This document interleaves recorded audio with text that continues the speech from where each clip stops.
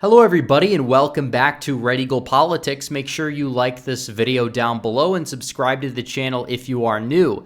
So we did our Senate prediction a couple of days ago, and it is time that we finish up this month's prediction blitz by covering the governor's elections that will be taking place this fall as well for the midterm elections. And there's definitely a lot of discussion surrounding this. You have a lot of primaries that are coming up. We had the Ohio primary very recently, and we're going to have more primaries coming up tonight, next week, and later this month, all the way throughout the summer into September, and then the general election will fully be underway by then. So we are going to be covering this at length, and this is this month's prediction for the month of May. We're currently 6 months out of the midterms, but first I have to tell you guys about my good friends over at Noble Gold. Now it's time to set the goals for the next cycle of inflation.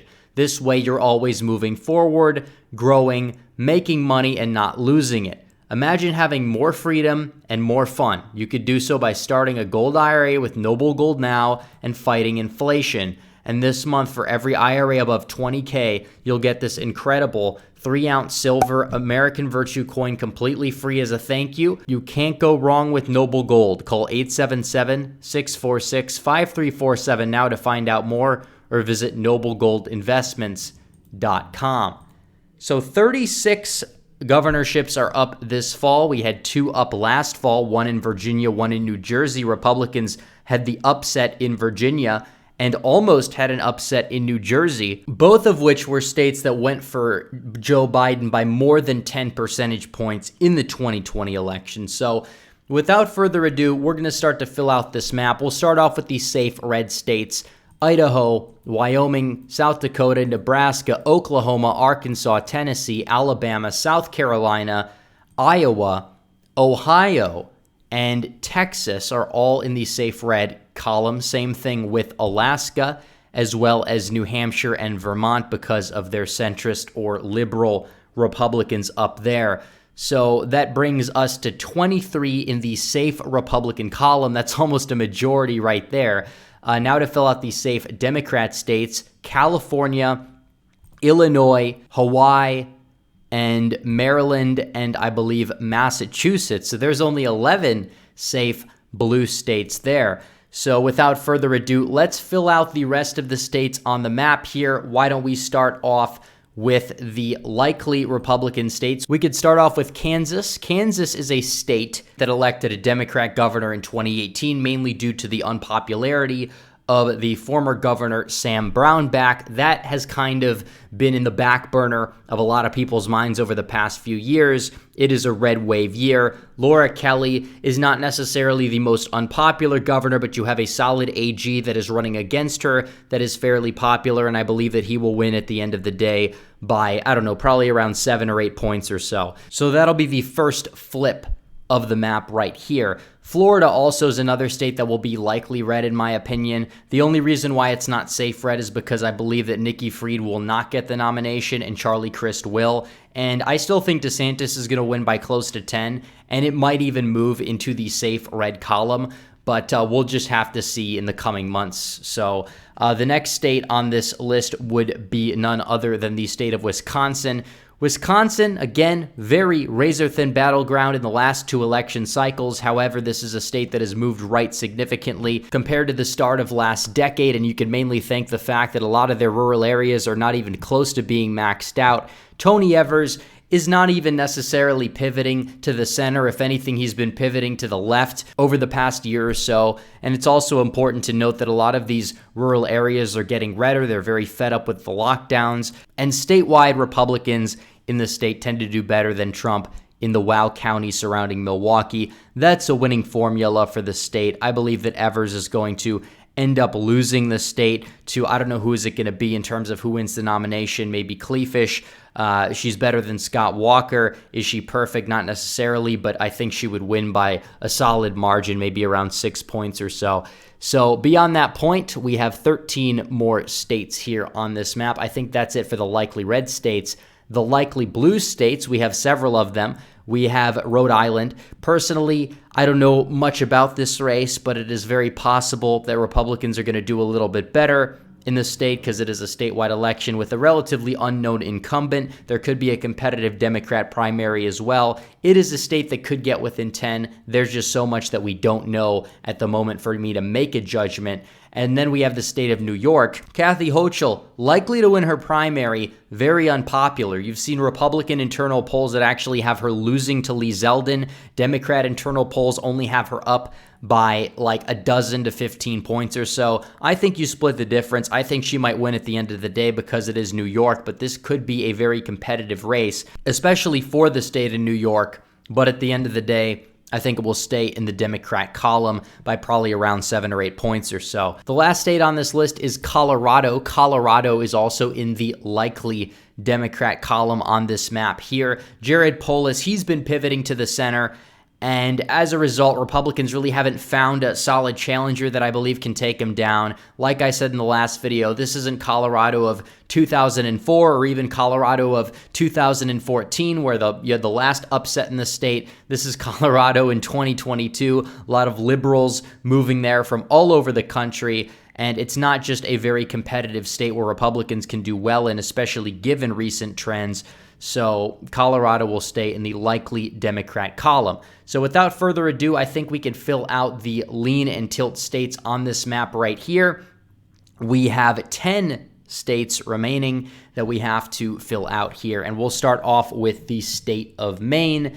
Maine, Paula Page in a lot of these recent polls, even polls that have been accurate and even some inaccurate polls that tend to favor Democrats, he's actually being very competitive in these polls. This guy is based. This guy is Trump before Trump. And I don't believe there's ranked choice voting for the governor's race either. So you combine all of these factors together, and it basically shows that this guy is very well going to be the nominee and also the next governor of the state of Maine. I think it's going to be very close. He has a very interesting tendency to win these razor-thin elections, and Janet Mills is not that popular. I think it's very possible.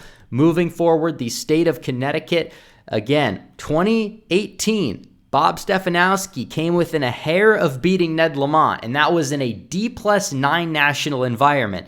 This year, we might see that, but the inverse. You might see an R+9 national environment. And Stefanowski is basically going to be the nominee again. So, hey, I might just sit back here and say I think he'll narrowly pull off the state this time. It's going to be very close, but statewide elections and federal elections are two different ball games. This guy came close once before. I think he could come close again, especially after looking what took place in Virginia and in New Jersey. So also we have the state of Georgia, and then we'll do the remaining states in the Midwest there.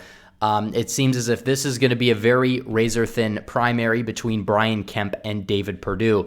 Either way, whoever wins will more than likely be going up against Stacey Abrams in the general election. Now, Brian Kemp is somebody who might actually get sabotaged by Trump in the general election if Trump wants to prove a point. That might happen, but it also at the same time, a lot of voters are still going to turn out to vote against Stacey Abrams, and it's no real guarantee that Brian Kemp is the nominee. There's just so many questions that we don't exactly have answered. Either way, I think right now you could put this state in the lean Republican column, but with an asterisk because it's subject to change depending on the primary there. Now we have the state of Pennsylvania. Pennsylvania is a very important, crucial state in the midterms, and it's also a very crucial state for 2024. This is a state that is 52% non-college educated white. I believe that the electorate might be even a larger share of that, depending on the enthusiasm factor. And these midterms are definitely an election where the right is going to be extremely enthused, especially given all of the metrics that we've seen so far, whether it's polling that gauges enthusiasm or whether it's these little special elections that have taken place across the country since the Georgia runoffs. But either way, Pennsylvania, the Democrat nominee is more likely than not going to be Josh Shapiro, who barely outperformed Biden and ran against a candidate who had no endorsements and no fundraising. So that kind of tells you that he's kind of overrated. A lot of people are like, this guy's an electoral juggernaut. Republicans have to put up somebody that's super weak so they could peel off voters, and these people don't understand basic political strategy at all, so I wouldn't really listen to them or care what they have to say. But this is going to be a competitive primary between Barletta and Mastriano and a couple of other people. Personally, I think Barletta is the most proven product. A lot of people will say Mastriano can't win a general. I kind of push back on that notion, but at the same time, it is important to note that Barletta is a more proven product, and if anything, Mastriano has a lot of questions surrounding him because he voted for a lot of the election legislation that was supported and pushed by the Democrats leading up to the 2020 election. So if anything, that's the legitimate criticism, not, oh, this guy said something that people are going to say is too far right, because we understand those criticisms are nonsensical. But either way, I think Pennsylvania and the governorship level will go red by around 2 to 3 points. So 6 states to go. Moving on to the state of Michigan, I believe that Republicans will narrowly flip this state as well. You have to understand that Gretchen Whitmer still has a lot of lockdown skeletons in her closet, and the rural areas are still very, very fed up with Gretchen Whitmer. And we'll have to see who the Republicans decide to nominate. But either way, it seems like the nominee will do fairly well in the places necessary to win, such as Oakland County, and probably outperform Trump in West Michigan as well. And I think that that would be a winning formula to take the state. Personally, it's going to be interesting to see how it shakes out, but this is a midterm year in the state of Michigan. The energy is swinging hard against the incumbent, and Gretchen Whitmer's popularity that she even had in 2018 is been decimated, and she's underwater. On a lot of polling, she's underwater. Biden, you see a lot of his approval polls in the state of Michigan. He's in the 30s.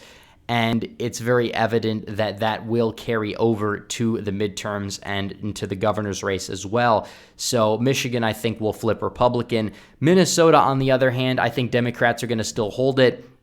The Republican Party of Minnesota is just so broken to the point where I don't believe that they are capable of victory in nearly any capacity in the state. And whoever they decide to put up and nominate might do okay. They might get the margin to be like the Trump loss in 2016 in the state, but that's pretty much about it. So New Mexico, personally, I think this is going to be a Republican flip, which is going to be interesting and might shock a lot of people. But Mark Ronchetti did very well in the 2020 election. He outperformed Trump by 5 percentage points. He's still fairly good on the issues, by the way, and he's been raising a lot of money. He's been running a great campaign so far. And it's going to be very difficult at this point for me to say that he would not be favored. I still think it's going to be close. I do think Republicans in the state of New Mexico do tend to have a low ceiling, but I think that they will end up winning this governorship at the end of the day.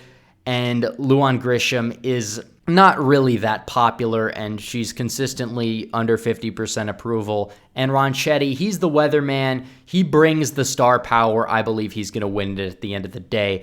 So Arizona, another star power news media situation where you have Kari Lake, who is defying all of the anti-Kari Lake psyops about her electability or whatever, and she's doing very well in the state so far. And Katie Hobbs is going to be her opponent in the general election, who is just downright awful, should be in jail, and has too many skeletons in her closet, isn't even liked by her own side, but the primary field is just so weak that she's going to run away with her nomination and end up losing to Kari Lake by around 7 points in the general. So we'll discuss that primary and that election more in depth leading up to the primary there, but it should stay in the Republican column. And you'll actually get a Republican governor that's conservative for once, unlike the useless man known as Doug Ducey that runs that state right now. So Nevada and Oregon. Nevada is another state I believe will flip Republican. Again, you have a lot of anti-lockdown energy in the state. You have the state trending right. You have the Democrat Party in the state. The apparatus is crumbling. Sisolak's popularity has dipped significantly since before COVID. And you have some solid candidates that can win. I don't know who's going to win the nomination. It seems like Heller is collapsing, which is good. Trump endorsed Joe Lombardo, but Joey Gilbert is running to his right and got the endorsement of the Nevada GOP. I think he'd be capable of winning as well. He brings the star power with the boxing career and everything like that. So it's going to be interesting to see, but either way, I think Republicans are going to end up winning it by, 3 or 4 points or so. So Oregon, the final state here, we saw a poll that had the Republicans up by 17 points in the state. and they were near 50% in that poll. And that poll had a good track record, but there were so many undecideds that you couldn't fully take the poll seriously. But I still think Republicans are going to have it to be razor thin. Kate Brown is super unpopular. Republicans are energized in the state. It seems as if I think that this will be, just like Connecticut, one of their surprise sleeper flips. And I'm going to make the bold prediction just for the memes, but also in reality, that Republicans are going to narrowly win the Oregon gubernatorial election, which will give them 35 governor's mansions. Democrats are going to be just down to 15. So anyways, guys, thanks for watching this video. Please like this video down below, comment down below, subscribe to the channel, hit the bell for notifications so you never miss another video. Follow me on social media, buy the merch, join the website. Links are all in the description down below. As always, guys, thanks for watching. Red Eagle, out.